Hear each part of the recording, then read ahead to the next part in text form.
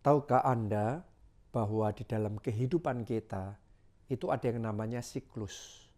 Dari sejak kita datang ke dunia sampai suatu hari kita pulang ke rumah Bapa Surgawi, ada yang namanya 4 musim kehidupan. Ya, jadi seumur hidup kita ini kayak dibagi menjadi 4 babak. Nah, saya mau jelaskan sama saudara satu persatu supaya kita bisa ngerti plus minusnya di setiap babak tersebut, di setiap masa tersebut.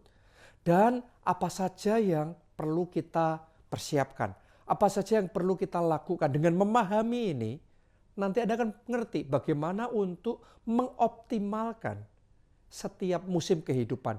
Dan secara khusus di musim kehidupan di mana kita sedang ada sekarang ini. Serta mempersiapkan diri kita untuk babak berikutnya. Are you ready? Saudara siap?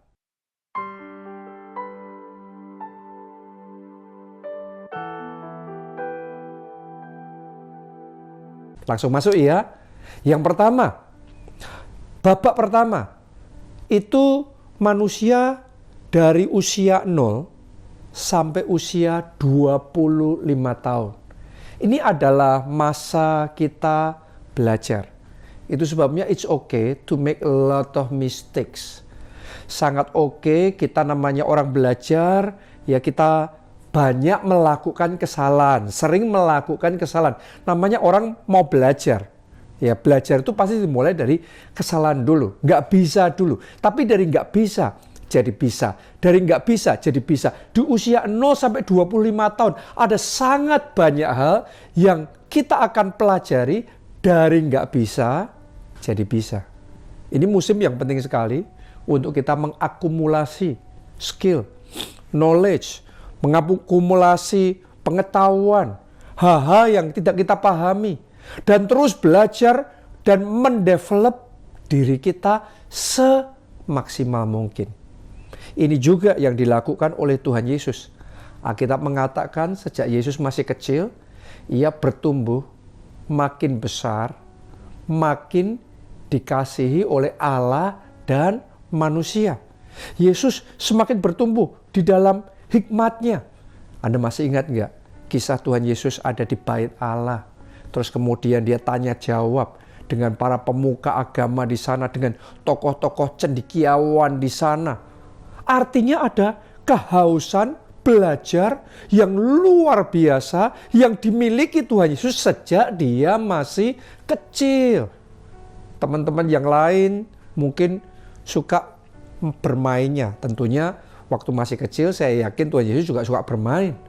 Akan tetapi dia punya kehausan yang besar untuk belajar. Belajar.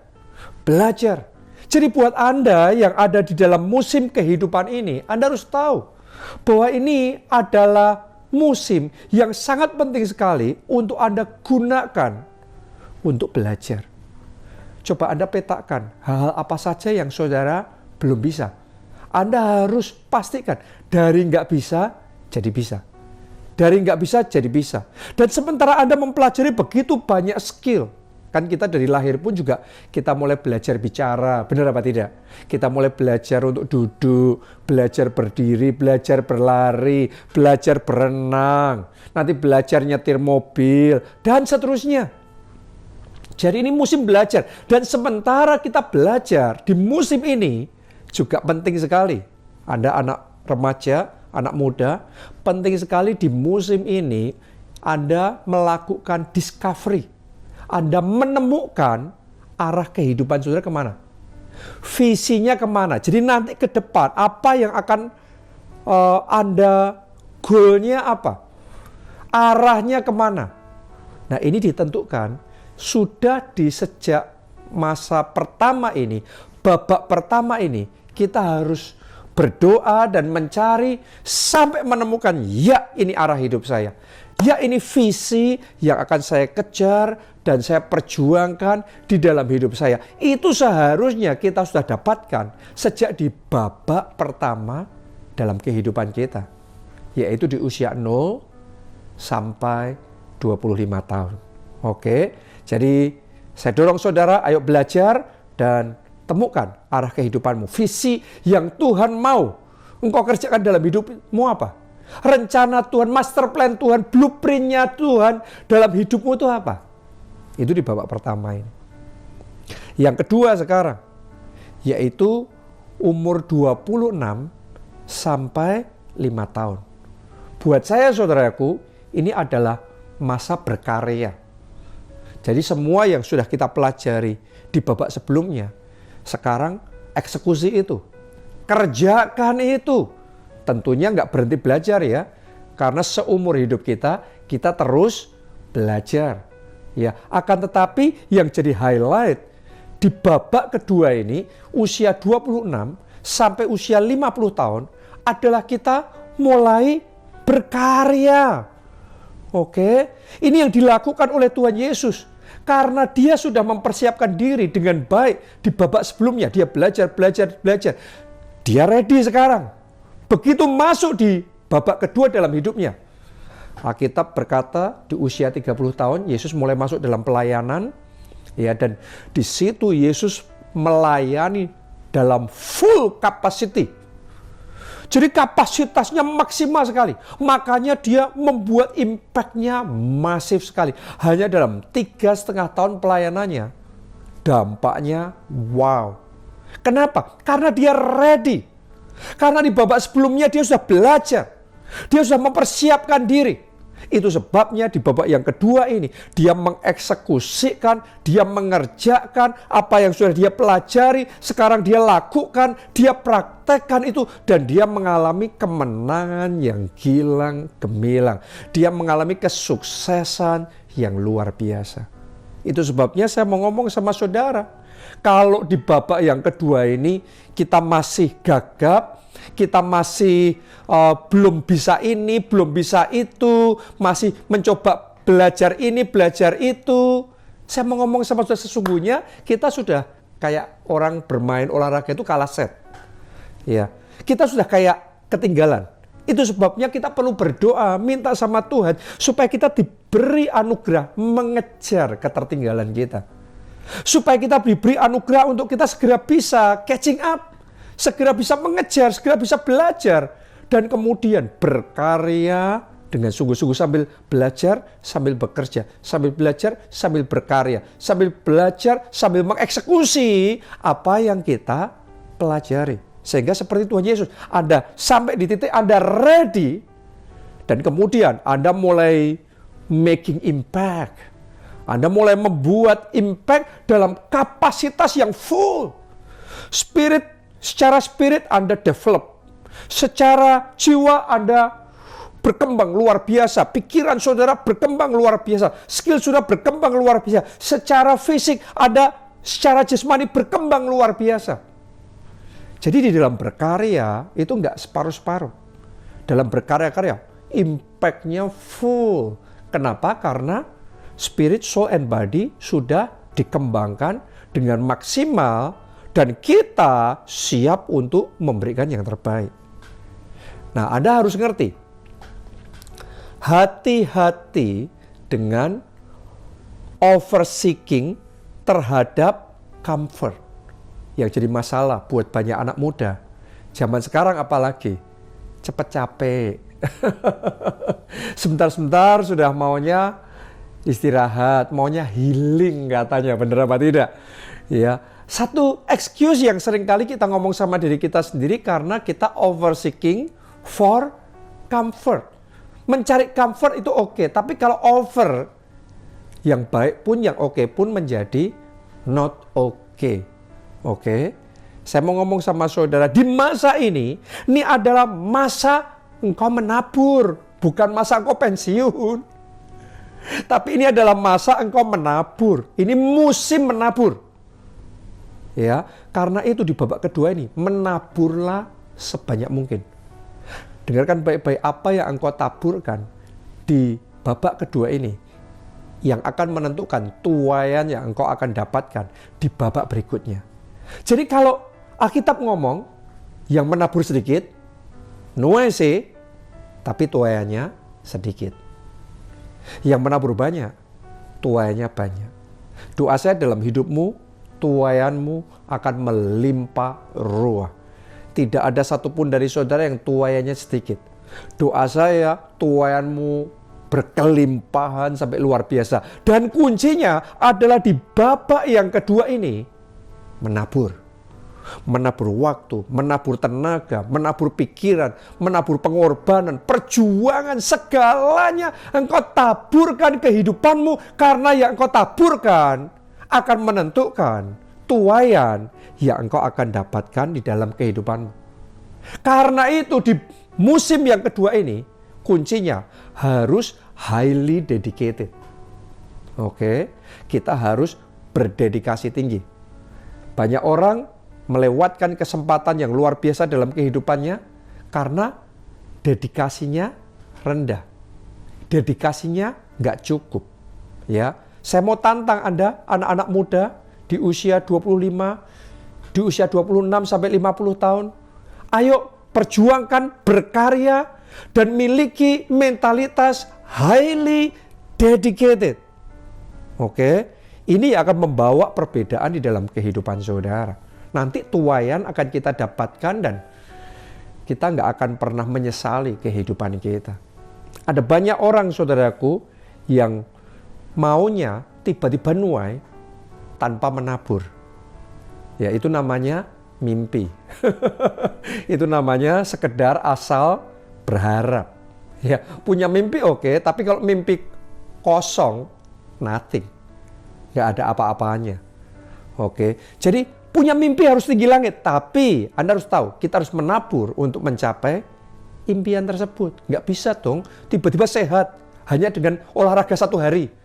Anda tahu nggak, yang punya tubuh sehat di masa tuanya adalah di masa mudanya sudah nabur dulu. Gaya hidup yang sehat, disiplin hidup sehat dulu. Setiap hari, secara konsisten, minggu demi minggu, bulan demi bulan, tahun demi tahun, yang nantinya nuainya juga permanen, nuainya jangka panjang. Oke, tapi kalau kita di musim menabur, kita nggak menabur, ya, kita nggak menabur secara pekerjaan, kita nggak menabur kerajinan. Berapa banyak anak muda maunya tiba-tiba sukses, kerja keras sehari langsung sukses. Saudaraku, nggak ada kesuksesan yang langgeng yang hanya kerja kerasnya sehari. Ya, bahkan kalau bisa sukses pun, sehari sukses, besoknya habis. Oke, kesuksesan yang langgeng itu kesuksesan yang datang ketika engkau terus menabur. Menabur apa? Kerajinan. Menabur apa? Ketekunan. Menabur apa? Kerja keras. Ini yang nantinya menentukan tuaianmu di kemudian hari. Saya berdoa tuaianmu adalah tuaian yang permanen. Tuaian jangka panjang, tuaian yang tidak habis-habisnya. Karena itu taburannya harus kuat juga. Di musim yang kedua ini taburan saudara harus powerful juga. Oke, itu musim yang kedua. Sekarang musim yang ketiga, yaitu umur 51 sampai 75 tahun. Saya sebut ini adalah masa legacy. Legacy itu seperti kayak warisan gitu ya. Tapi bedanya sama inheritance, dalam bahasa Inggris itu sama-sama artinya warisan. Tapi kalau inheritance itu lebih seringkali kayak warisan secara material. Sedangkan legacy itu jauh melampaui dari sekedar secara material. Ya, jadi ini adalah musim untuk kita membangun generasi penerus. Mempersiapkan babak berikutnya. Dan di dalam musim ini yang penting sekali adalah mentoring. Saya bisa ngomong sama saudara ya, saya jadi hari ini saya ada karena saya dimentor oleh Pak Obaja. Saya dimentor oleh papa saya, oleh orang tua saya, di babak sebelumnya. Nah sekarang, di babak saya ada sekarang ini, gantian saya. Saya belum usia 51 tahun. Oke, tapi saya mulai mendekati nih, perpindahan dari babak kedua ke babak ketiga. Karena itu sekarang saya mulai mempersiapkan generasi berikutnya. Anak-anak saya, atau next generation yang ada di gereja kita.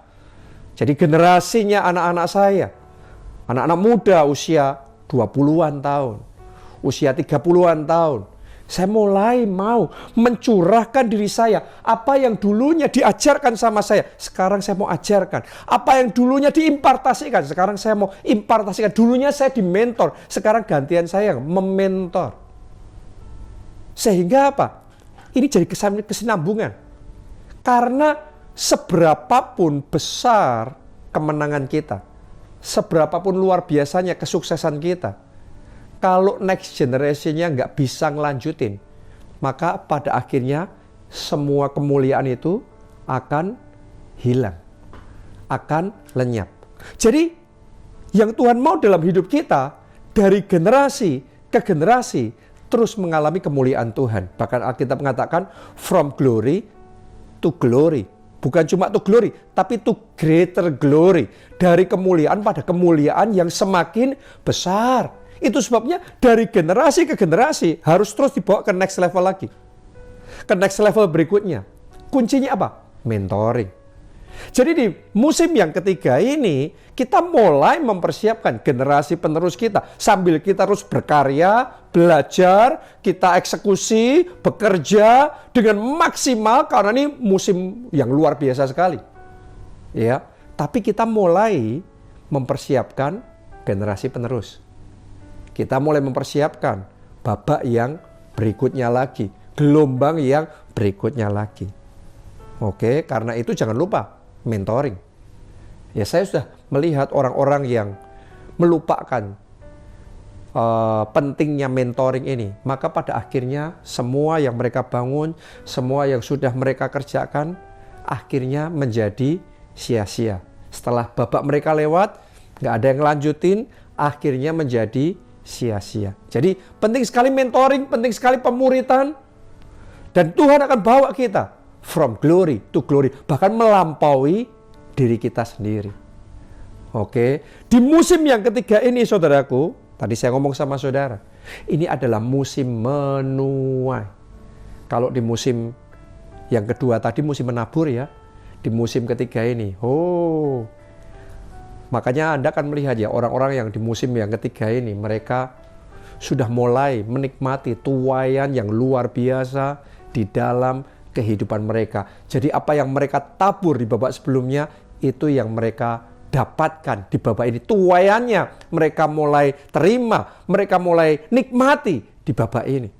Jadi saya berdoa dalam hidup saudara, tuaianmu berlipat kali ganda. Kalau saudara kemarin di babak sebelumnya melakukan kesalahan, Anda kurang menabur, Anda tidak menabur, so what to do? Apa yang harus dilakukan? Ada doa sama Tuhan. Karena saya percaya Tuhan kita full of grace and mercy. Tuhan kita penuh dengan anugerah, penuh dengan belas kasihan. Saudara minta anugerah sama Tuhan supaya saudara walaupun sudah terlambat, tapi sementara engkau menabur sekarang ini, Tuhan melakukan acceleration dalam hidup saudara. Sehingga sementara engkau menabur, taburanmu diberkati Tuhan. Sehingga ada tuaian-tuaian yang Tuhan juga kerjakan di dalam kehidupan saudara. Ya, tapi segera sadar, segera bangkit, segera maju, segera berjuang. Belum terlambat, nggak apa-apa. Walaupun sudah terlambat, ayo kejar. Karena bersama Tuhan tidak ada yang mustahil. Ingat baik-baik, Tuhan kita adalah Tuhan percepatan rohani.